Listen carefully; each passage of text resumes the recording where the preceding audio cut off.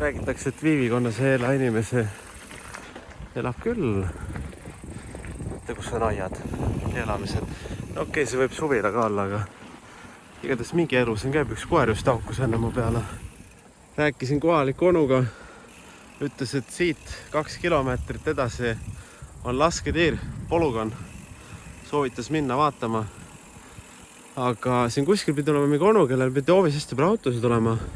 Ütles minna kopata uksele, et ta räägib eesti keeles ja vene keeles. Räägib sulle kogu küla ajaloo ära. Aga samas siin inimesi ikkagi elab, et kelle jaoks on siin datša ehk siis suvila. Et pigem on see rohkem nagu suvila, aga see võib täitsa elumaja siin olla. Ja siin kõrval on siis laiutab maha jätud hoone. Vene mees ütles, nagu karjäär kinni pandi.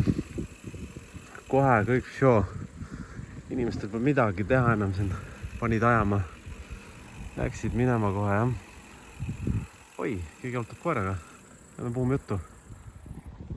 Rääkisin kohalike poistega. Ütles, et neil elab vanaema siin. Ja on juba 40 aastat elanud. Ja küsin, palju siin inimesi elab. Nad ütles, umbes 100 inimest. Aga palju kunagi elas, ta ei osanud täpselt öelda. Ütles, et siin on kortermajad olnud. Näete, siin on üks kortermaja. Siin on teine kortermaja. Maha jäetud kõik. Järjest lähevad siin. Ja mis maha jätmisest me räägime, ära lagunenud lausa kortermajad siin, et siin ei saagi elada. Aga omal ajal olevat kuskil 500 inimest siin elanud. Ma vaatan selle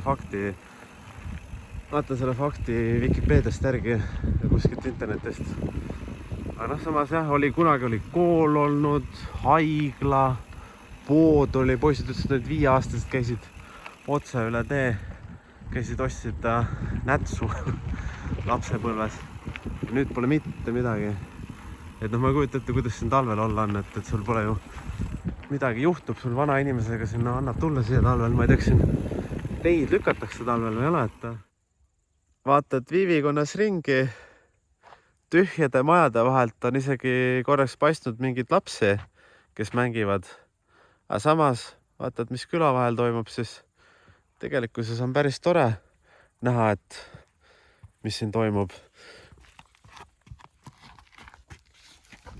Et selles suhtes on äge, et tegelikult hoolitsetakse inimeste eest. Ma vaatasin fakti järgi. Viivikonnas elas õitse ajal kuskil 2000 inimest. Siin lähiümbruses siin on mitu erinevat siis asulat, aga Viivikonnas endas oli üle 1000, 1100. Täna on siis alles ainult need 100. Kahjuks või õnneks. Ei teagi, ei oskagi öelda. Näete, batuut. Uks on lahti, jalgrattad, keegi siin ikka veel elab. Nagu näha. Uksed on valla, tule külla. See on siis Vene traktorite au ja hiilgus.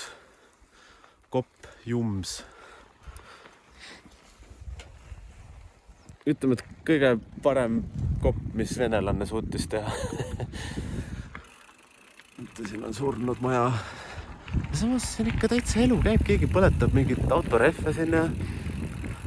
Lauad ja toolid on siia pandud ja auto seisab. Et üksikud hinged ikkagi liiguvad siin, jah. Et ei ole täiesti surnud. Mingil määral see elu on. 1954. Škola. Siin on kool, aga praegu on siin eramaa. Sinna vist ei hakka ronima. Raudtee viib välja siis sinna samma, kus kohas ma ennem olin. Panin isegi alarmi suhtsin korra tööle saada. Rapid Security sügas kukalt, et kes see jobu seal on. Siit edasi sõites peaks olema siuksed datša kohad. Et võtsin korra kiikaks, vaataks, mis siin toimub. Et suhteliselt maha jäetud on see kõik, mis siin toimub. Et siin on Viivikonna alajaam. Midagi võimast siin ei ole üldiselt. Tegelikult siin polegi vaja, siin ei ela ju inimesi ju. Mis teed sellega võimsusega? Aga nagu näha, siis on vähemalt mingi number seina peal on olemas. Palju siin võimsust on. ja samamoodi sõidad edasi kortermaja, täiesti tühi, uks on lahti, mine sisse, kui tahad. On mingisugune tööstuslikum hoone on siin, mingi platvorm, ma arvasin, toodeti mingit värki või tehti midagi vanasti. Ja kummilint on siin trossiga, tross on kummilindi sees. Mingi pika liini oma, aga mingi suke bonka on siin. Noh, Medvedjev. Eramaa, lähme vaatame siis, kui eravärk on siis. Siin külje all ikka elu käib. Näete, siin on isegi prügikastid ära nummerdatud. Vahe on see, et kui tahad ööseks jääda, siis tegelikult vali ükskõik milline maja. Mine maga seal. Aga ma vist täna proovivad ja teed, et ma ikkagi läheks kuskil järve äärde. Et täna ma jätan vahele selle. Näete, see on täitsa siuke väike armas külak, et siin on üks taatša ajab teist taatšat taga, et inimesed ikkagi, et see on nagu maha jäetud juba. Ei paista midagi toimuvat. Aga noh, kasvuhooned ja liidetud muru.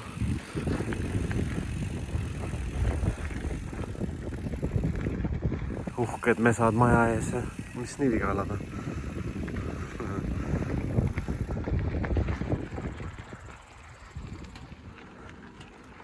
See on veranda, saad putka kõrval õlut juua. Jaa.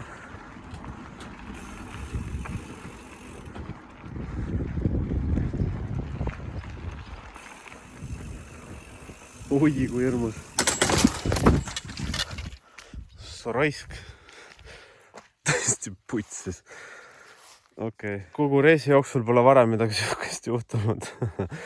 Mul jäi sarv. Jäi auku kinni. Sellepärast ma vaatasin seda tüüpi. No what. Aga ei, kõik on korras. Ma olen terve, ratas on terve. Pole häda midagi. Jooks on korras. Lenks kõver ei ole. Noh, natuke kosmeetilisi asju on, aga ehmatas ära küll, no korra, jah, natuke maras küll, aga wow. Okei, ma arvan, võtaks natuke rahulikumalt.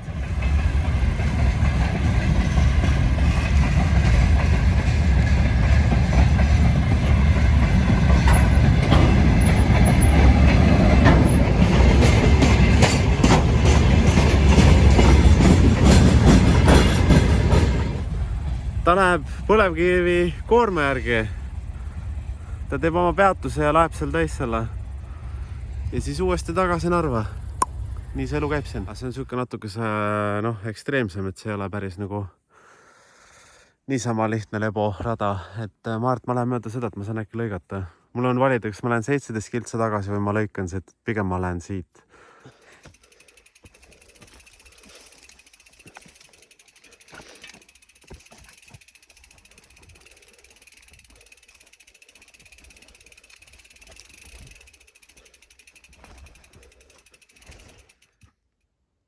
RMK matkarada. Siit saab shortcutti. Tõesti pekkis, kus kõlvarada tehtud.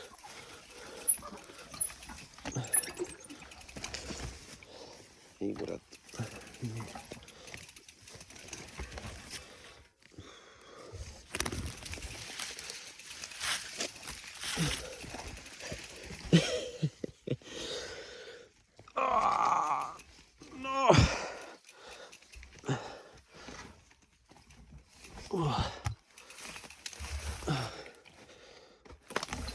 Seda kõike sellepärast, et siin oli selline veekogu. Vaata, lähme edasi. Mõtled küll, et saad shortcutti, aga tulemus on see, et saad palju retsima raja. Jah, tee on otsem, aga siin pead mõtlema, et kust, kuidas minna. Ja see on väsitav. Tavaliselt on nii, et alati on raudtee kõrval mingisugune tee. Seal peal raudtee palju parem tee.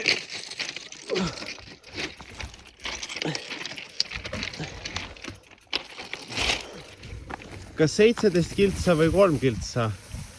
Selles on küsimus. Aga noh, mõnikord see 3 kiltsa võib päris ekstreemne olla.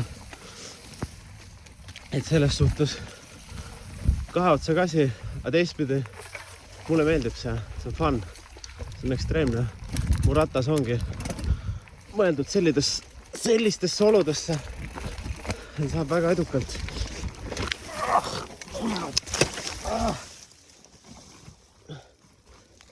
Ai, blядь. Mina ei saa hakkama, ratas saab hakkama. On olemas ütlus, et igal asjal on oma end. Nojah.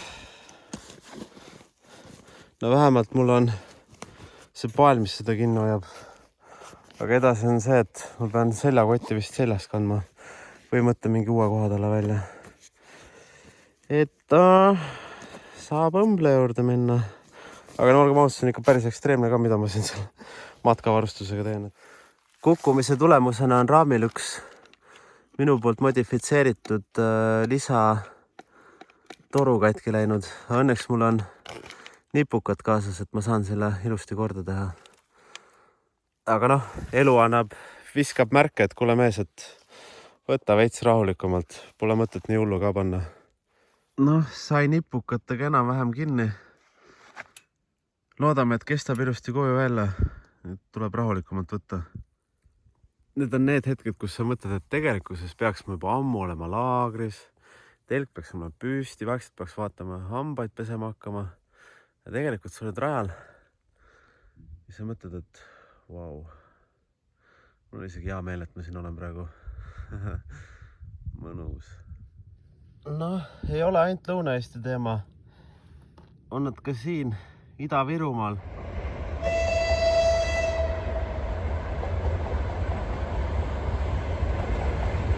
Sama rong tuleb Jõhvist tagasi.